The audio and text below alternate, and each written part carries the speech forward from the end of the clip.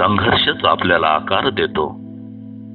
मातेने मडक्याला हळू आवाजात विचारलं, आपण दोघंही एकाच मातीचे.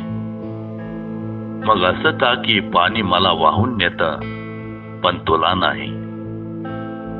उलट तू तर त्यालाच स्वतःमध्ये साठवून ठेवतोस.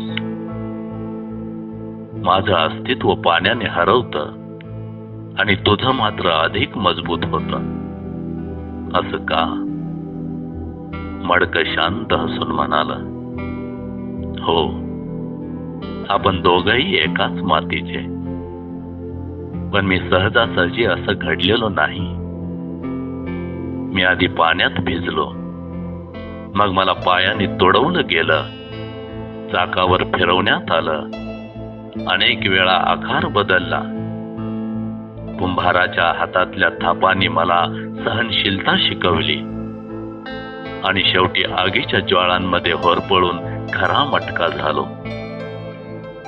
या प्रत्येक वेदनेने, प्रत्येक संघर्षाने मला मजबूती दिली, पाण्याला साठवण्याची ताकद दिली आणि स्वतःला टिकवून ठेवण्याचं सामर्थ्यही दिलं.